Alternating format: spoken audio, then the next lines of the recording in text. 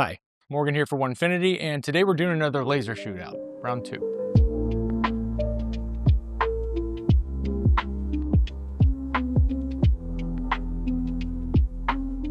I did one a while back comparing the 4 lasers we carried at the time, the 7 watt, 14 watt, 24 watt, and 44 watt.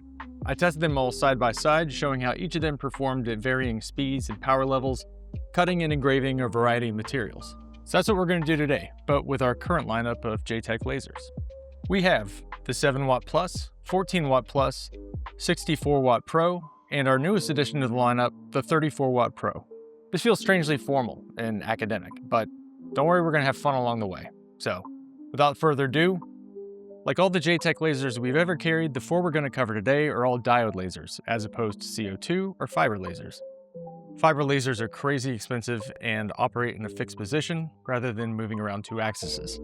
CO2 lasers are also pretty expensive and huge, like the size of a deep freeze. What makes diode lasers so cool is that they're small and they don't need their own dedicated space in the shop, and they easily attach to a CNC, giving you a large capacity at a reasonable price and without compromising any space. I covered the 7 watt in the last laser shootout video, and functionally they're the same. The difference is that the 7 watt plus works off the same safety interface driver that's standard to all of our lasers, and all 4 lasers now attached with the same mount. So if you have multiple JTech laser heads, you can easily swap out between them without having to change the mount and driver. Just replace the head, plug in just 1 wire, and you're ready to burn. That's about as plug and play as it gets. The 7 watt is ideal for anyone looking to do marking and engraving on their projects without breaking the bank. The 14 watt plus. It has twice the wattage of the 7 watt, if my math is correct. Yeah, twice the wattage. It gives you crisp, highly detailed engravings just like the 7 watt, but faster. This is ideal if you're doing large engravings or if you're batching out a bunch of laser engraved stuff. This just allows you to do it faster. With the 34 watt, you can cut all the way through materials. It can engrave, but it's really made more for cutting. It also features a built-in air assist port and an aiming laser. Air assist blows air down on the material surface to quickly clear away smoke. That gives the beam an unobstructed path to the material and prolongs the life of the focusing lens. The aiming laser is just what it sounds like. A separate, low-power, non-burning crosshairs to help you quickly align your laser to the work origin. It also has an onboard switch to toggle between full power and half power modes. In full power mode, this thing is a cutting machine. In half power mode, 3 of the diodes are disabled, giving you a more refined engraving experience. And the 64 watt Pro also comes with standard air assist and the super helpful aiming laser.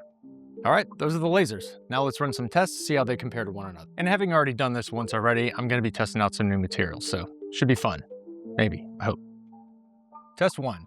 I'm gonna run these lasers at various speeds and power levels so you can see what settings are best for engraving for each laser.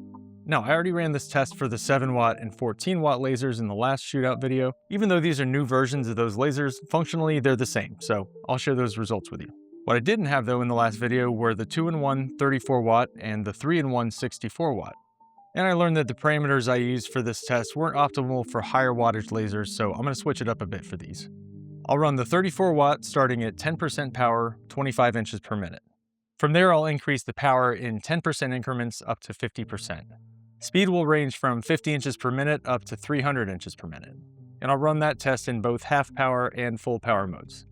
For the 64 watt, I'll do kind of the same thing. I'll run it in all 3 modes, but stay in the lower power, higher speed settings. In the last video, I found out that the high power, low speed settings were just burning the material. Dang near burned the shop down. Once the power and speed rubric is finished, we'll be able to see the full range of tones we get from each laser. Then we'll pick the best one and run a clarity test.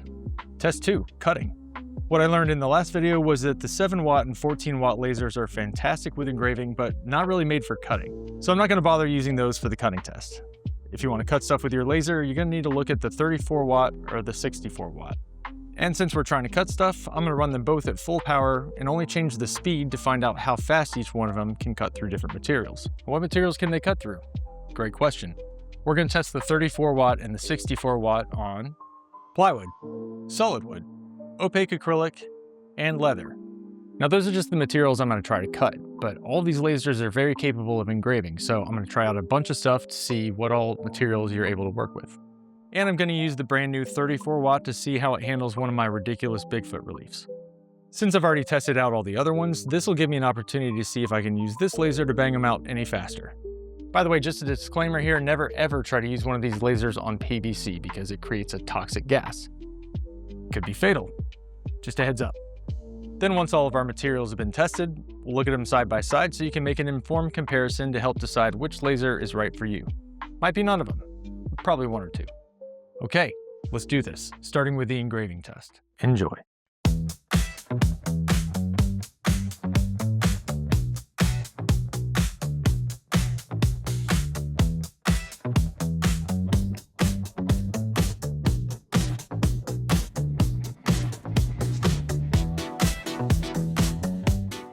Wasn't that fun?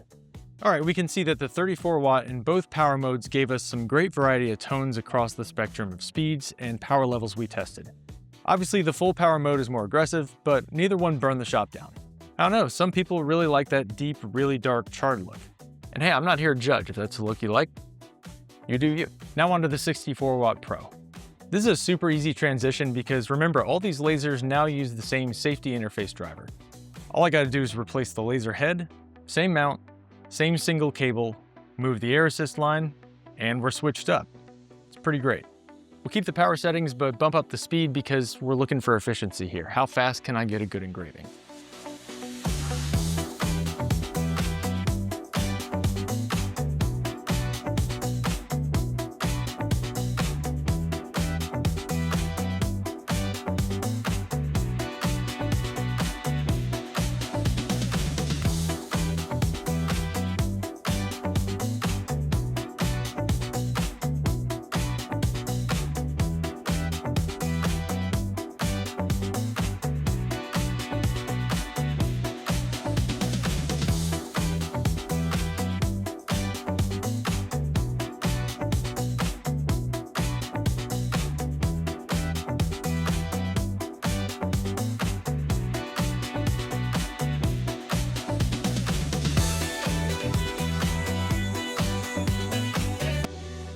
Next, I tested out leather.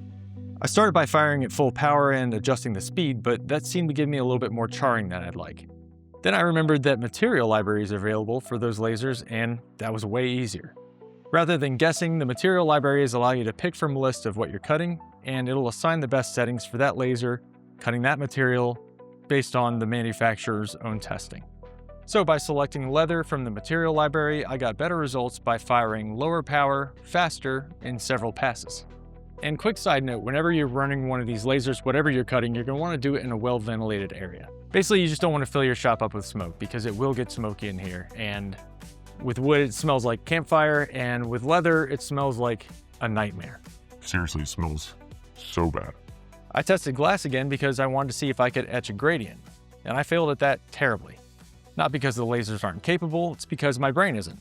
There are plenty of other settings I could have tried out, but when I really think about it, I don't think a gradient would really look right on glass anyway. Like if I wanted to etch a photo, it's just a clear material, and any etching is gonna look the same. Light, dark, everything in between would just kind of blend together.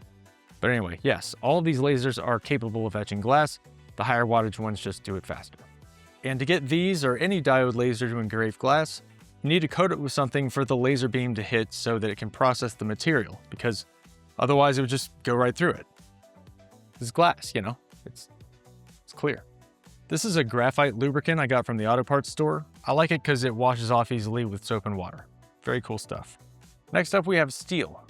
In researching how to do this and whether or not it was even possible, I reached out to Jay over at JTech, the guy who designs all these things, and he told me, "No, you don't need to put a coating on it." I'm just kidding, that's not my Jay voice. Here's my Jay voice. No, you don't need to put a coating or anything on the steel. Just fire directly onto it. The 44 watt and 64 watt have more than enough juice to create a crisp, noticeably deep engraving in steel. So I whipped out the old decorative axe. Seriously, I would be so mad if anybody ever actually used it. I engraved one side with the 44 watt and the other side with the 64 watt. And eureka, Jay was right. I took it slow, 100% power at 10 inches per minute, and I got a nice, clear, noticeably deep engraving. And then I tried Slate. I found a bunch of Slate coasters online and figured that'd be another neat material to test out.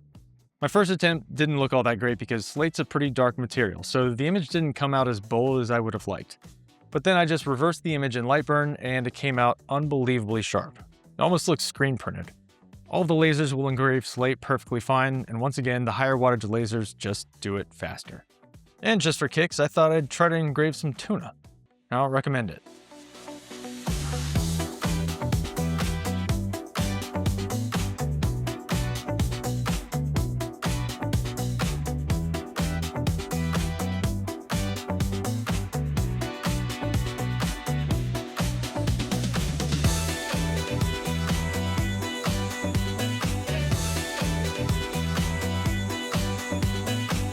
And that's a wrap on testing. Of course, there's an infinite amount of materials that I could test, but that would take several lifetimes, and I've only got the one, so gotta move on. I guess what I want the main takeaway to be here is all these lasers are very capable. If laser engraving isn't a big part of your workflow, go with the more budget-friendly options. And that rule of thumb goes for all laser applications. The higher the wattage, the more power you have, and the faster you can get stuff done. So where does that leave you? It just leaves you with a few things to consider. Number 1, do you need a laser that cuts, or do you just want to engrave? And number 2, how many things do you need to make, and how long do you have to make them? So weigh your options and get the laser that's right for you, because I'm not going to make a recommendation. That's too much pressure. I can't handle that kind of pressure. And when you do decide on a laser, one recommendation I absolutely can make is using light burn. All of the tests I ran in this video, I used light burn to toolpath. It's all I've used for years, and wouldn't you know it, we recently just started selling it on our website, and at a discounted rate. Check out Lightburn and find all the lasers used in this video on our website. Well, that's all I have for you today. If this is your first time visiting the channel, welcome. And if you found this helpful, you're probably going to want to subscribe to the channel because there's tons more helpful CNC content on here that you're going to want to see. Maybe. Probably. Thank you so much for watching. Y'all be good.